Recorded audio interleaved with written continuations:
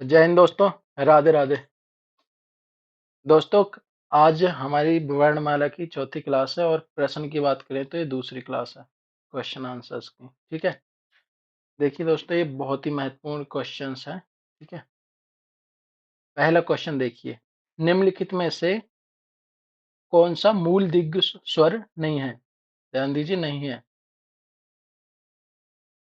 तो एक है इसमें आ, बड़ा ई और उ और ये उ। देखिए, ये कह रहा मूल दीर्घ स्वर नहीं है।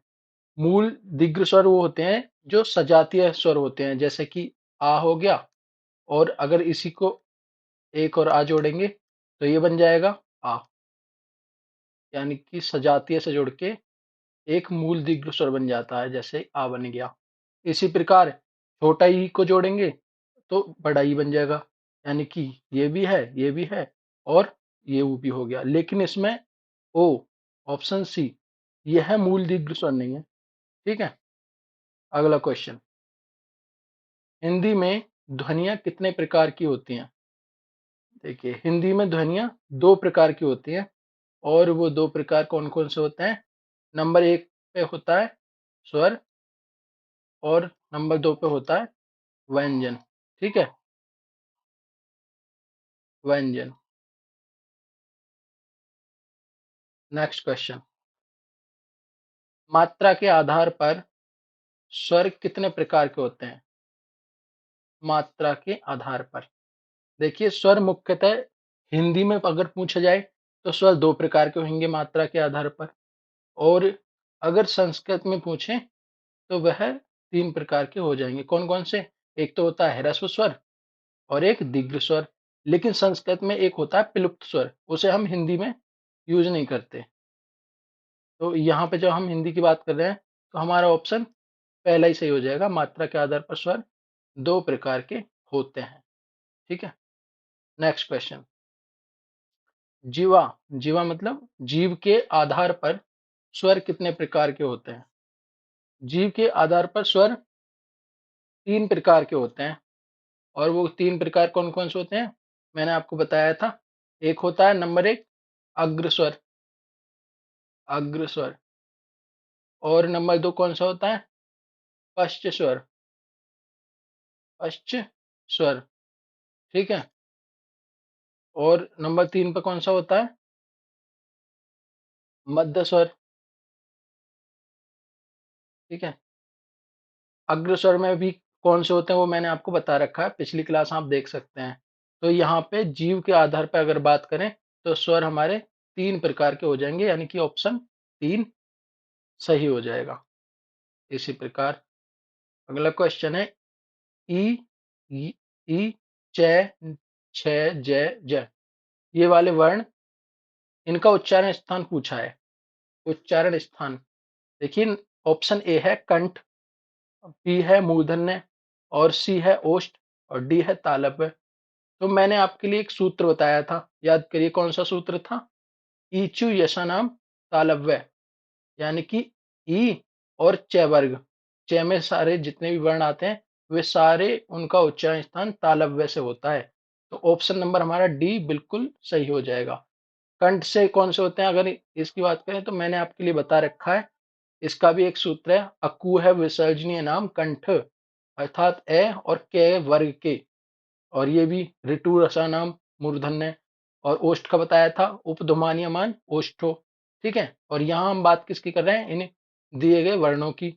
तो इसका सही आंसर हमारा यही हो जाएगा, ऑप्शन नंबर डी। चलिए अगला क्वेश्चन देखते हैं,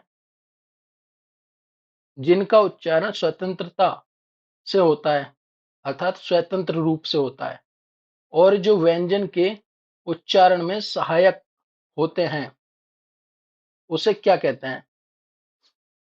उन्हें क्या कहेंगे?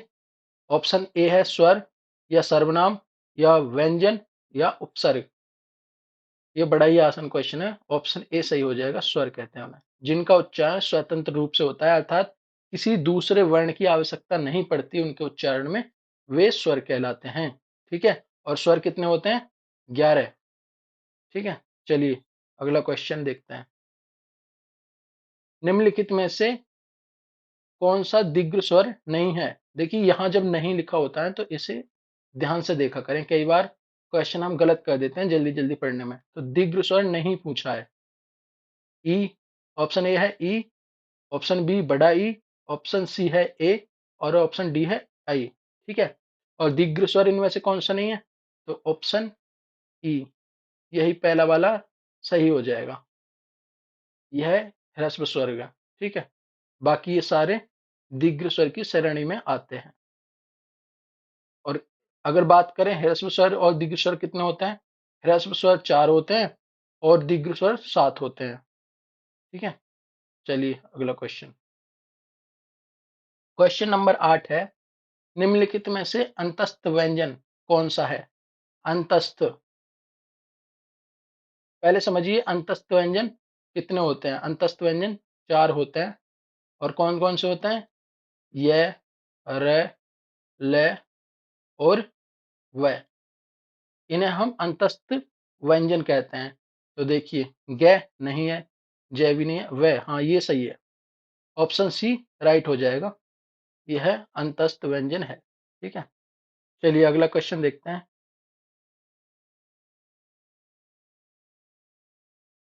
क्वेश्चन 9 है, य का उच्चारण स्थान क्या है? देखिए, ओष्ठ है। ओष्ठ का सूत्र क्या बताया था? उपध्मानीयमान ओष्ठो, अर्थात उ और पै वर्ग वाले। और दंत का क्या बताया था? दंत का बताया था एक सूत्र हमने, ऋतु रसानाम, ऋतु रसानाम दंत है। ठीक है, और मूर्धा का क्या बताया था? ऋतु रसानाम मूर्धन्य। और तालु का सूत्र है ईचु यशानाम दंत, सॉरी ईचु यशानाम तालु। तो ये ई वर्ग वाले, ई हो गया, और च वर्ग वाले, और यह भी आ जाएगा इसमें। तो इनका उच्चारण स्थान क्या हो जाएगा? तालु से हो जाएगा, अर्थात ऑप्शन डी बिल्कुल सही हो जाएगा यहाँ पे। ठीक है, चलिए अगला क्वेश्चन है, हिंदी भाषा में कुल कितनी वर्ण लिपियां होती हैं? इसका ऑप्शन ए है 30, बी 40, सी 45 या डी ऑप्शन 52।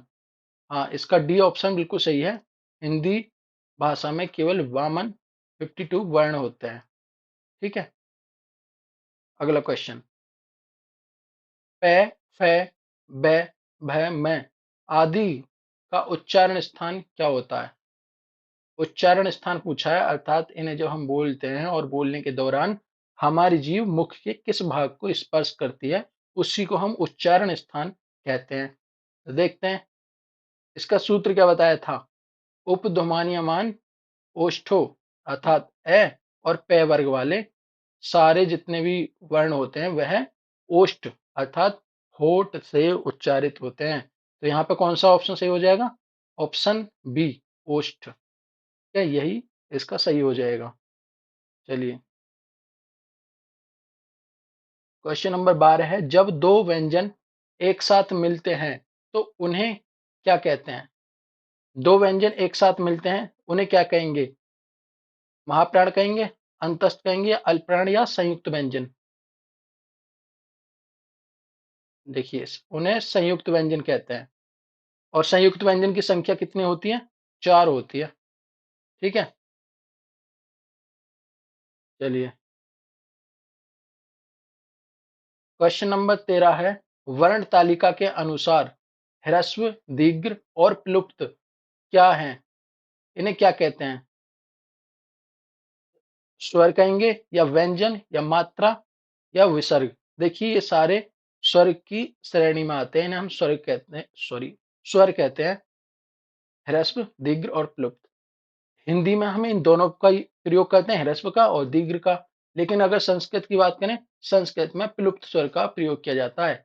और वो प्लुप्त स्वर कौन सा होता है? जैसे कि किसी को देर तक आवाज लगाते हैं, जैसे कि ओम हो गया। ठीक है, ओम ऐसे बोलते हैं, देर तक बोलेंगे। ठीक है, इस तरह से इन्हें हम प्लुप्त स्वर में गिनते हैं। क्वेश्चन नंबर 14 है, निम्नलिखित में से घोष वर्ण कौन सा है? देखिए, घोष और अघोष दोनों प्रकार के वर्णों को याद रखने के लिए मैंने आपके लिए एक छोटी सी ट्रिक बताई थी कि जो घोष वर्ण होंगे ना, उनमें प्रत्येक वर्ग का प्रत्येक वर्ग का पहला और नहीं नहीं सॉरी सॉरी तीसरा, चौथा, पांचवा वर्ण और सारे स्वर आते हैं।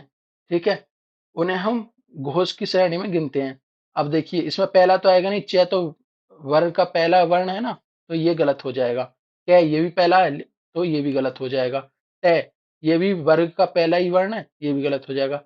लेकिन जय ये नहीं है, और यही इसका सही हो जाएगा, क्योंकि हमने तीसरा वर्ण, चौथा वर्ण और पांचवा वर्ण घोष में हम गिनते हैं। ठीक है, यही इसका राइट आंसर हो जाएगा। चलिए नेक्स्ट क्वेश्चन है, क्वेश्चन नंबर 15। अनुस्वार किसका कार्य करते हैं? अनुस्वार, अनुस्वार होते कौन से हैं? देखिए अनुस्वार और ये अंग, देखिए अयोगवाय में हम दो गिनते हैं, ये अंग हो गया, ठीक है, और एक अहा, ये है की ध्वनि निकलती है, इन्हें हम अयोगवाय कहते हैं। और इनमें से अगर बात करें अनुस्वार की, तो अनुस्वार हमारा यही काउंट होगा जिसपे ये बिंदी रखी है। ठीक है, और ये किसका कार्य करेंगे? ये पंचम वर्ण का कार्य करेंगे, ऑप्शन सी हो जाएगा पंचम वर्ण। पंचम वर्ण आपको पता ही है, प्रत्येक वर्ग का पंचम वर्ण। ठीक है,